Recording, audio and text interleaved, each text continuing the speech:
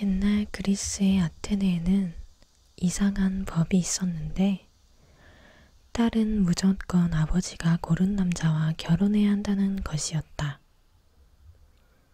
법에 따르면 아버지가 고른 남자와 결혼하기를 거부하는 딸에게는 사형 선고까지 내릴 수 있었다.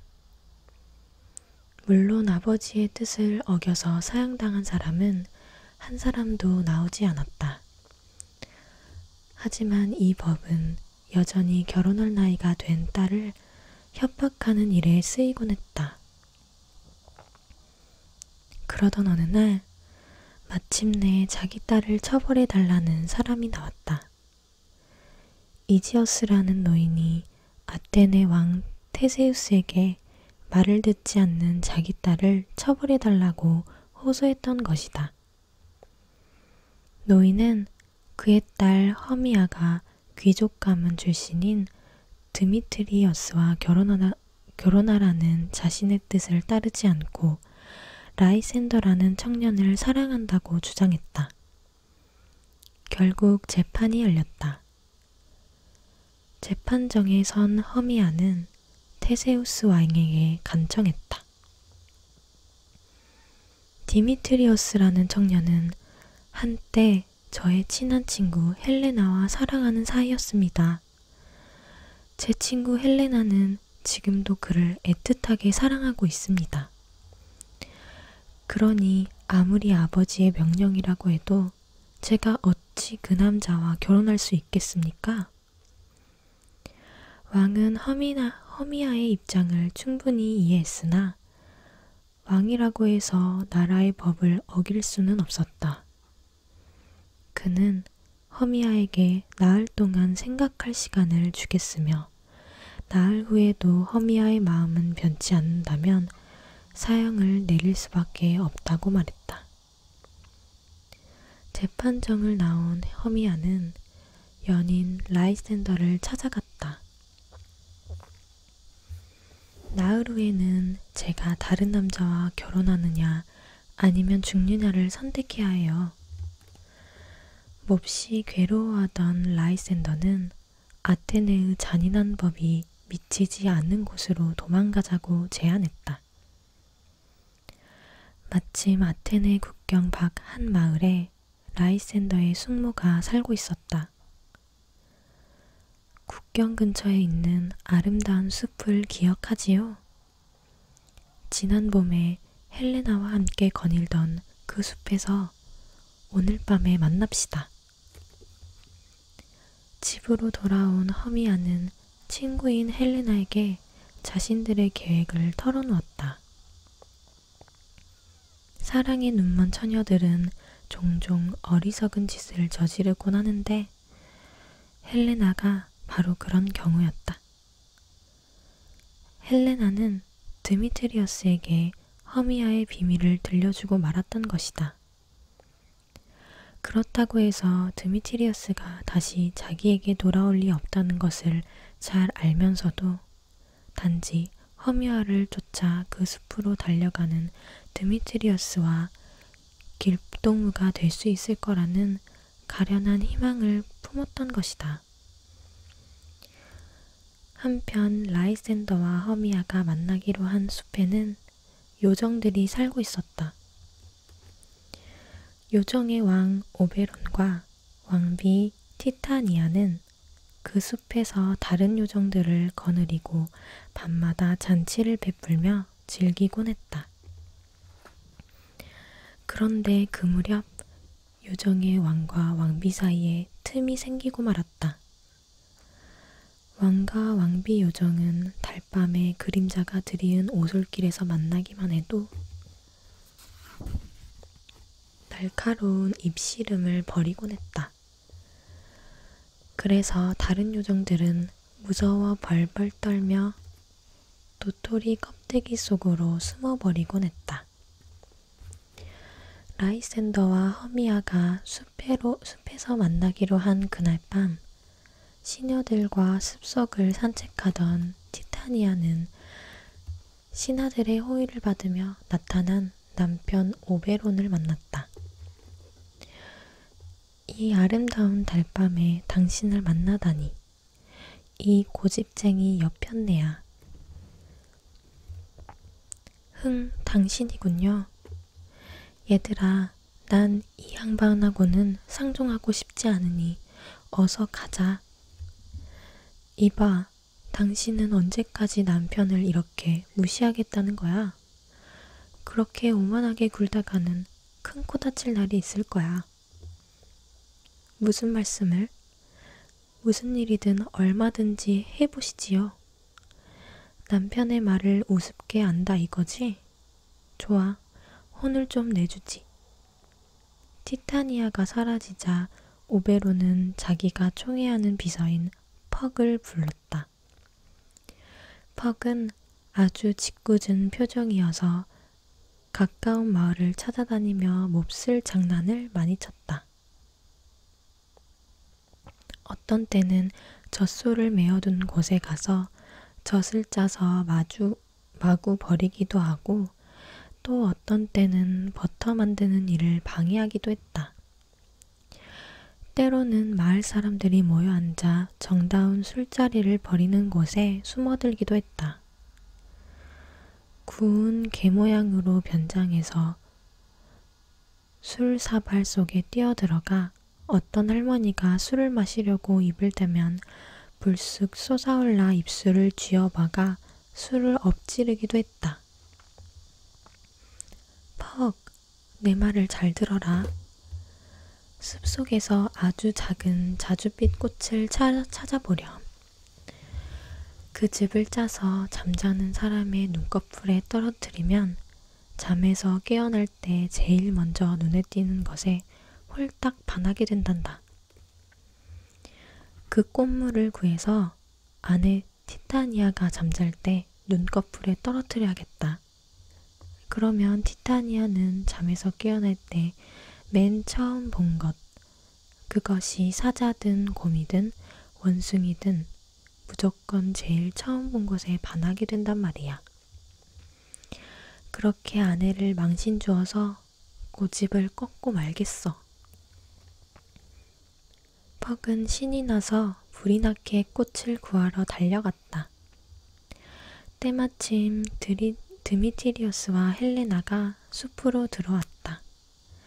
오베로는 드미트리어스가 헬레나에게 왜 성가시게 졸졸 따라오느냐고 마구 윽박 지르는 소리를 들었다. 헬레나는 자기를 사랑하던 사람이 어떻게 이렇게 갑자기 변할 수 있느냐고 울먹이며 호소했지만 드미트리어스는 매정하기만 했다. 더 이상 따라오지 마. 숲속에는 맹수들이 많으니까. 드미트리어스가 화를 내며 말하고 나서 숲속으로 달려가자 헬레나는 있는 힘을 다해 그를 뒤쫓아갔다. 오베로는 헬레나에게 동정심을 느꼈다. 전에 헬레나와 드미트리어스가 달빛이 내리는 아름다운 숲속에서 정답게 거닐며 사랑을 나누던 모습을 본 적이 있었다. 퍽이 자줏빛 꽃을 따가지고 돌아오자 오베론이 말했다.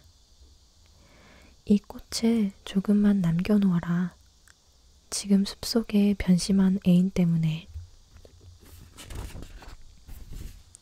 슬퍼하는 착한 아테네 처녀가 하나 들어와 있느니라.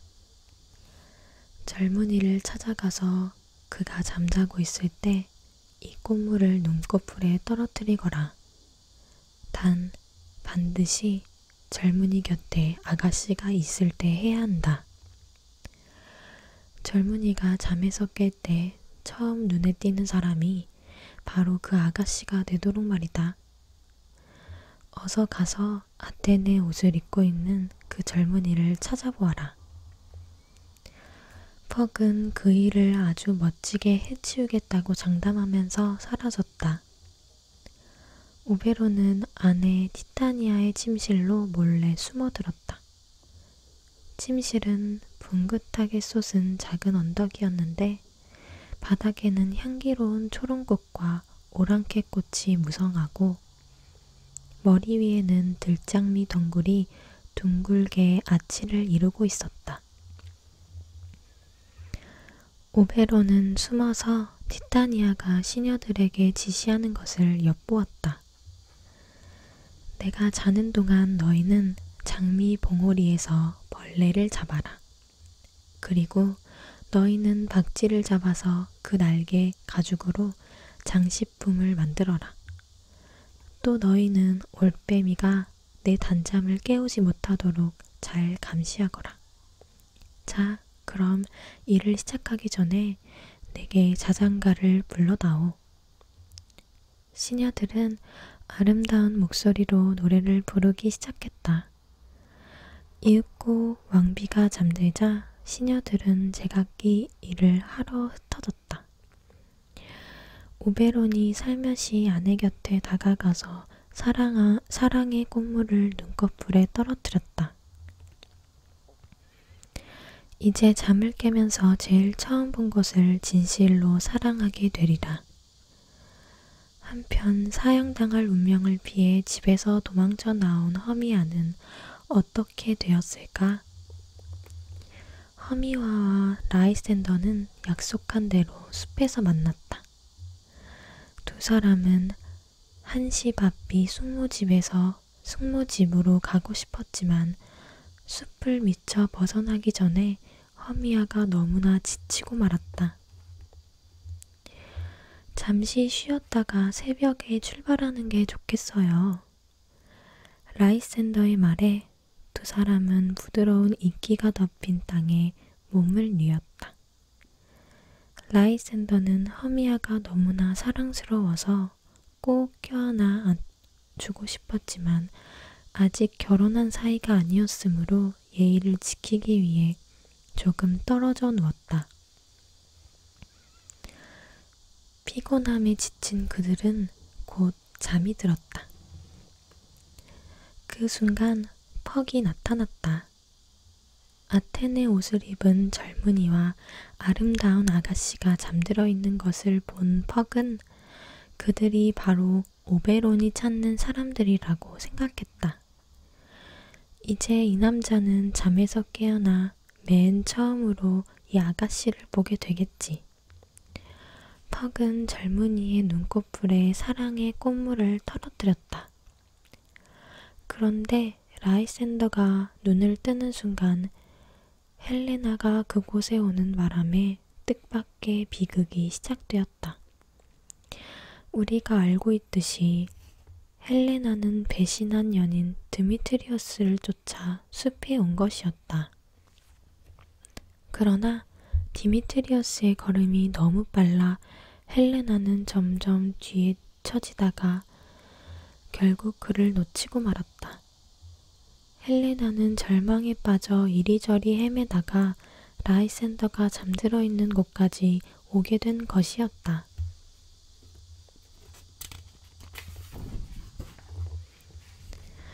어머나, 라이센더가 왜 여기 누워 있을까? 혹시 죽은 걸까? 헬레나는 잠든 라이센더를 흔들었다. 라이센더, 눈 좀 떠보세요. 그러자 라이센더가 눈을 번쩍 떴다.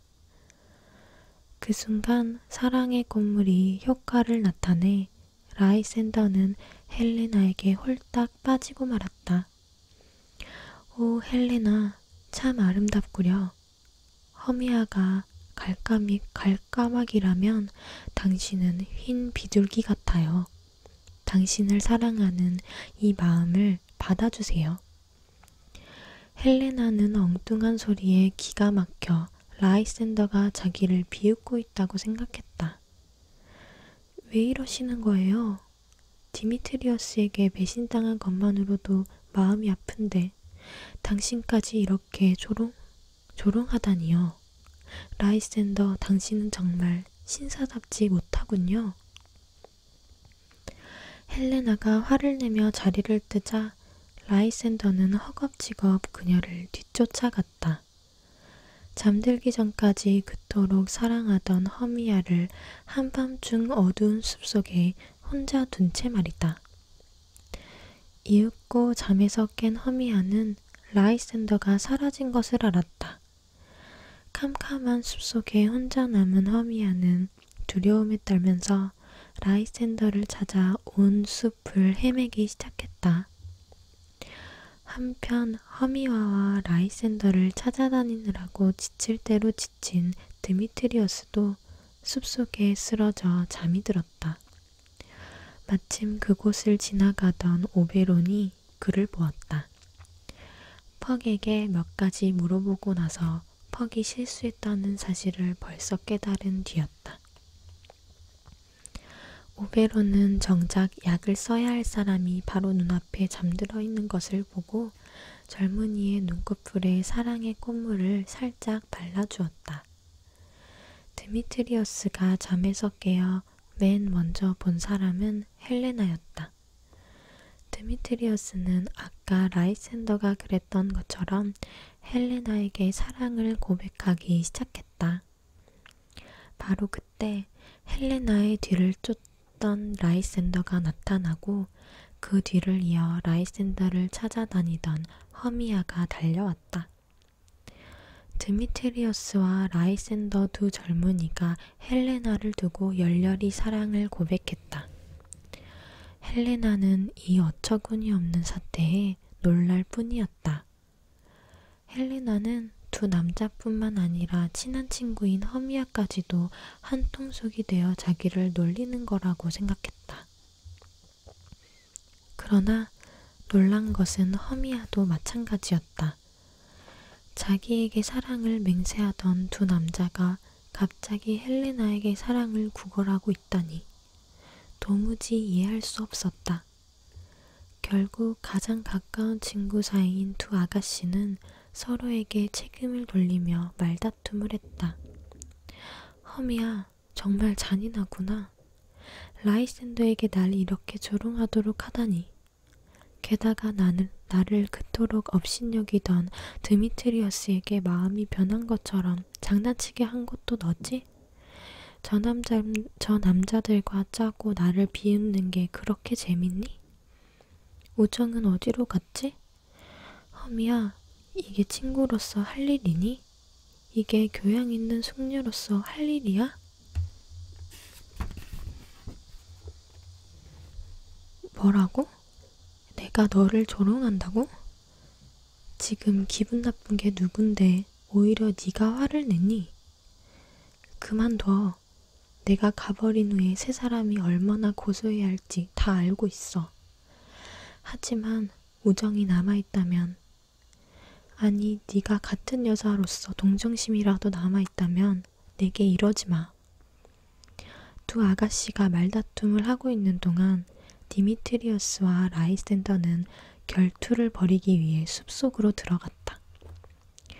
말다툼에 정신이 팔려있던 두 아가씨는 한참 후에야 남자들이 없어진 것을 알았다. 둘은 연인들을 찾아 각자 흩어져서 숲을 헤매기 시작했다. 아가씨들이 사라지자 오베로는 퍽에게 화를 냈다. 이 녀석아, 어찌하여 이를 이 지경으로 만든 것이냐? 일부러 그랬느냐? 요정의 왕이시여, 그럴 리가 있겠습니까? 이건 맹세코 저의 실수였습니다. 아테네 옷을 입은 젊은이라고 하시기에 그만. 하지만 참 일이 재미있게 되었습니다. 안 되겠다. 드미트리어스와 라이센더가 있는 곳으로 가서 한 치 앞도 볼 수 없도록 짙은 안개를 피어 올려라. 두 젊은이가 싸울 수 없도록 말이다. 그러고 나서 라이센더의 목소리를 흉내내어 드미트리어스를 욕하고 또 드미트리어스의 목소리를 흉내내어 라이센더를 욕하면서 두 사람들 각기 다른 곳으로 유인하도록 해라. 두 사람은 화를 내면서 네 목소리가 나는 곳으로 따라갈 테지. 그때 두 사람을 반대 방향으로 이끌어서 서로 떼어놓아야 한다. 한참 동안 이렇게 끌고 다니면 결국 그들은 지쳐서 쓰러질 게다. 그때 라이센더의 눈에 해독제 꽃물을 떨어뜨려 주어라. 라이센더는 허미아에게 돌아가게 하고 드미트리어스는 계속 헬레나를 사랑하게 내버려 두어야겠지. 자, 어서 명령대로 하거라. 나는 티타나에게 가보아야겠다. 마침 티타니아의 침실 곁에는 숲에서 길을 잃고 헤매던 어릿광대 하나가 잠들어 있었다. 옳지, 이 녀석을 티타니아의 애인으로 만들어 놓아야지. 오베론은 어릿광대의 머리에 당나귀 탈을 씌웠다. 탈은 머리에 꼭 맞아서 마치 태어날 때부터 당나귀 머리를 달고 나온 듯 보였다. 잠이 깬 어릿광대는 머리에 당나귀 탈을 썼는지도 모른 채 살그머니 요정의 여왕이 자는 곳으로 다가갔다. 바로 그때 티타니아가 잠에서 깨어났다. 티타니아는 황홀한 듯 어릿광대를 바라보며 말했다. 내가 천사를 보고 있나요? 오, 아름다운 분이여. 당신은 아름다울 뿐만 아니라 슬기롭기까지 하군요. 아니, 난 별로 똑똑한 편이 아니랍니다. 숲에서 길을 잃고 헤매고 있으니 말입니다. 어릿광대는 영문을 모른 채 대답했다. 숲을 빠져나갈 생각일랑 마세요. 저하고 같이 있어요. 요정들이 당신의 시중을 들 거예요. 오, 당신을 사랑해요. 티타니아는 곧 요정 넷을 불렀다. 요정 완두콩아, 요정 거미주라, 요정 나방아, 요정 겨자씨야. 이리 와서 이분을 모셔라. 춤을 추어 기쁘게 해드리고 포도와 살구를 따다 잡수시게 하고 벌집에 가서 꿀도 가져오너라. 아름다운 당나귀님, 이리 가까이 오세요. 보레난 복슬복슬한 털을 만져보고 싶어요. 큰 귀에 입 맞추고 싶어요. 어릿광대가 우쭐해서 시녀 요정들을 불렀다. 요정 완두콩아, 이리 와서 내 머리통을 좀 긁어다오. 몹시 가렵구나. 이번에는 요정 거미줄을 불렀다. 요정 거미줄아, 저기 엉겅퀴 꽃에 앉아있는 땅벌을 죽여버리고 꿀 주머니를 내게 갖다 주려무나. 꿀 주머니가 터지지 않도록 조심해야 한다. 그리고 요정 겨자씨에게는 이렇게 말했다. 자네도 요정 완두콩하고 내 머리나 긁어주게. 아주 가려우니까 말이야. 얼굴엔 웬 털이 이렇게 자랐을까? 아무래도 면도를 해야겠어. 그때 요정 여왕이 끼어들었다. 식사는 무엇으로 하실는지요? 다람쥐 곳간에 있는 도토리를 좀 가져오게 할까요? 아니요, 그저 마른 완두콩이 섞인 여물이나 좀 주구려. 당나귀 탈을 쓴 어릿광대는 어느새 식성도 당나귀처럼 변해서 여물을 찾는 것이었다. 아, 그보다는 이제 잠이나 푹 자고 싶구려. 그러니 나를 방해하지 마시오.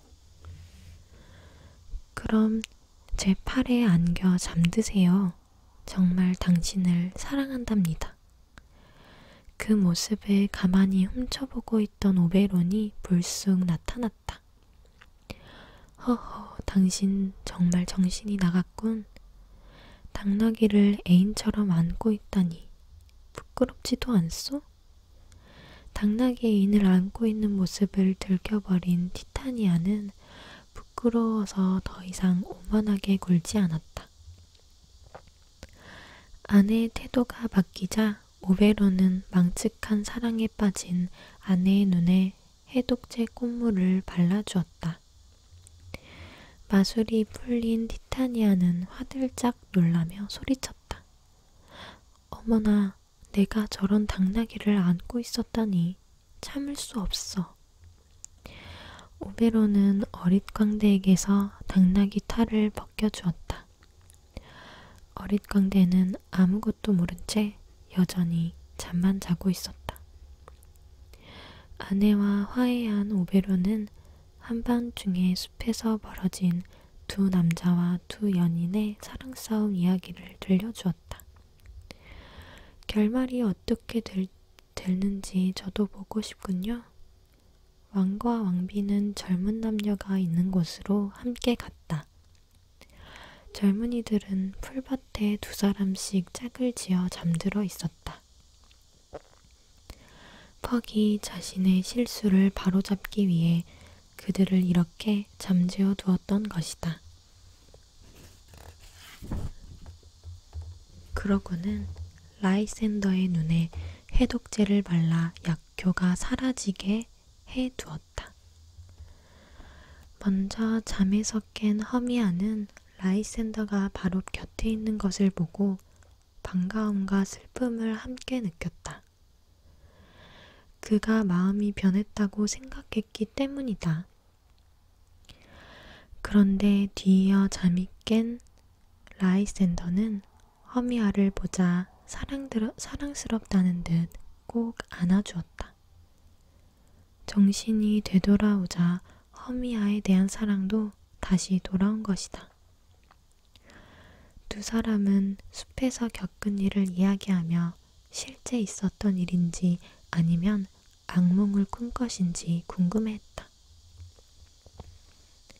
헬레나와 드미트리어스도 잠에서 깨어났다. 드미트리어스는 여전히 헬레나에게 사랑을 호소했으며 헬레나는 이제 화를 내지 않았다. 드미트리어스의 사랑이 진심이라는 것을 느꼈기 때문이다. 두 아가씨는 다시 정다운 친구로 돌아왔다. 서로에게 화내고 상처 준 일을 사과하고 또 용서했다. 젊은이들은 이제 허미아의 재판 문제를 의논했다. 내가 허미아의 아버지를 찾아가 이제는 헬레나를 사랑한다고 말씀드리고 그 잔인한 사형 선고를 취소하도록 설득하겠네. 그때 마침 허미아의 아버지 이지어스가 나타났다. 그 역시 도망간 딸의 뒤를 쫓아 숲에 들어왔던 것이다. 드미트리어스가 헬레나를 사랑한다는 사실을 안 이지어스는 허미아와 라이센더의 결혼을 더 이상 반대하지 않았다. 그럼 나흘 후 라이센더가 사형당하기로 되어 있던 바로 그날 결혼식을 올리도록 하지요. 그날 우리 네 사람이 함께 결혼식을 올립시다. 요정의 왕 오베론과 왕비 티타니아는 이 아름다운 장면을 지켜보았다.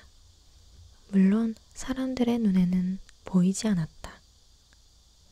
그들은 자기들의 노력으로 말썽 많던 사랑 싸움이 행복한 결말에 이른 것을 기뻐했다. 그래서 젊은이들의 결혼식 날 요정의 왕국에서도 큰 축제를 벌이기도 했다. 이야기는 여기서 끝난다. 어쩌면 독자 중에는 너무 허황된 이야기라고 생각하는 사람이 있을지도 모른다. 하지만 그렇게 사리를 따질 필요가 있을까? 이 글을 읽는 동안 잠시 꿈을 꾸었다고 생각하길. 이 사랑 이야기가 여러분의 꿈속에서 일어났던 일이라고 생각하고 부디 이 한여름밤의 꿈을 비난하지 말기를.